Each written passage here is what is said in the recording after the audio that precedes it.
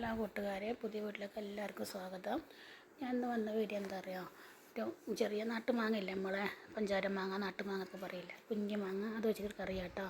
അപ്പം ഞാൻ കുറേ ആയിട്ട് വീഡിയോ ഒന്നും ചെയ്യാറില്ല. വീഡിയോ ഇടയ്ക്കിടയ്ക്ക് ഒരു വീഡിയോ ചെയ്യാറ്, ഷോർട്ട് ഇടാം, ഒന്നാമത് സമയമില്ലാത്തതുകൊണ്ടാണ്.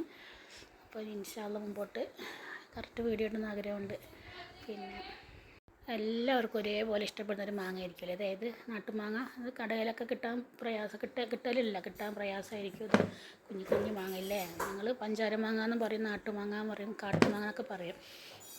അപ്പം ഇത് നന്നായിട്ട് കഴുകി വൃത്തിയാക്കിയിട്ട് തോലൊക്കെ കളഞ്ഞ് വെച്ചിട്ടുണ്ട് കേട്ടോ. ഞാൻ കത്തി കൊണ്ട് അരിയല്ലേ ഇത്, തോല് ഇങ്ങനെ പറിച്ച് പൊളിച്ചെടുക്കുക ചെയ്ത് കേട്ടോ. അതല്ലേ ഇതേപോലെ ചെയ്ത് വെച്ചിട്ടുണ്ട്. കുഞ്ഞു കുഞ്ഞു മാങ്ങയാണ് വീട്ടിൽ കാണുമ്പോൾ വലുതായി തോന്നുന്നത് കേട്ടോ. അപ്പോൾ ഇത് വെച്ചിട്ട് നമുക്ക് നല്ല അടിപൊളി കറി ഉണ്ടാക്കാം. ആ ഒരു കറി മാത്രം മതി ചോറുന്നാൻ കേട്ടോ. പിന്നെ അതുമല്ല, അത് മാത്രമല്ല, ആ ഒരു ചാറിൽ മുക്കിയിട്ട്, മുളകിൻ്റെ ചാറിൽ മുക്കിയിട്ട് ഇങ്ങനെ മാങ്ങൻ്റെ അണ്ടി ഇല്ലാത്ത തിന്നുന്ന ഒരു ടേസ്റ്റ്, പ്രത്യേക ടേസ്റ്റ് കേട്ടോ. ശരിക്കും ചോറുന്നത് മാത്രം മതി, പിന്നെ വെറുതെ ഇരിക്കുമ്പോൾ ആയാലും നമുക്ക് തിന്നാൻ നല്ല രസം കേട്ടോ.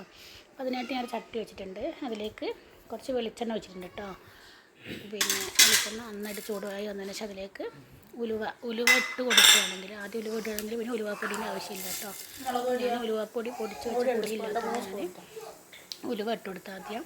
എന്നിട്ട് പൊടി ഉണ്ടെങ്കിൽ നമുക്ക് ആദ്യം കുറച്ച് വേണമെങ്കിൽ കുറച്ചൊരു പിച്ചോ 2 പിച്ചാണ് ഉലുവ ഇട്ട് കൊടുക്കുക കേട്ടോ. ഉലുവ എണ്ണ പൊട്ടുന്ന ഒരു ടേസ്റ്റ് നല്ല രസമാണ്. പിന്നെ അതിലേക്ക് കടുക് ഇട്ടത് ഉടുവന്ന് പൊട്ടിയതിന് ശേഷം കടുക് ഇട്ടിട്ടുണ്ട്. പിന്നെ ഇഞ്ചി, പച്ചമുളക്, വെളുത്തുള്ളി, കറിവേപ്പില, 2-3 അല്ലി വെളുത്തുള്ളി ഇട്ട് ചെറിയൊരു ഇഞ്ചിയാണ്, പിന്നെ കുഞ്ഞാക്കി വരുന്നതാണ്. അത് ആ എണ്ണ കടുക് ഉലുവയും പൊട്ടിയതിന് ശേഷം അതിലേക്ക് ഇട്ട് കൊടുക്കുക കേട്ടോ.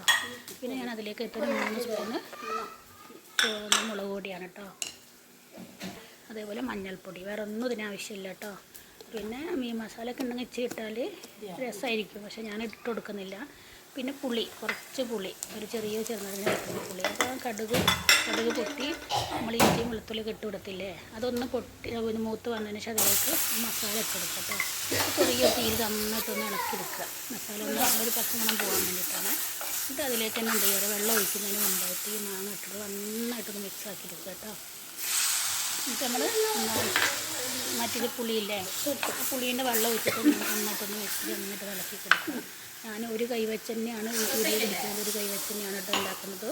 അതുകൊണ്ടാണ് ഞാൻ കുറച്ച് ഇളകി കളിക്കുന്നത്. അതിലേക്ക് ഞാൻ ആദ്യം ഒരു ഗ്ലാസ് വെള്ളം ഒഴിച്ച് വെച്ചിട്ടുണ്ട്. പിന്നെ നല്ല മധുരമുള്ള മാങ്ങയാണെങ്കിൽ പുളി കുറച്ച് വേണം കേട്ടോ. പുളിയുള്ള മാങ്ങയാണെങ്കിലും ഇത് മാങ്ങ വേണ്ട, അതിന് പകരമായിട്ട് നമ്മൾ എന്ത് ചെയ്യുക അറിയാം, പിന്നെ മധുരം കുറഞ്ഞ മാങ്ങയാണെങ്കിൽ ഒരു കഷ്ണം അതിലേക്ക് ഞാൻ ഒരു ഗ്ലാസും കൂടെ വെള്ളം ഒഴിച്ചിട്ടുണ്ട്. നന്നായിട്ട് ആവശ്യത്തിന് ഉപ്പ് ഇട്ടിട്ട് പിന്നെ നന്നായിട്ട് തിളപ്പിച്ചെടുക്കുക കേട്ടോ, വേവിപ്പിക്കേണ്ട ആവശ്യമൊന്നുമില്ല.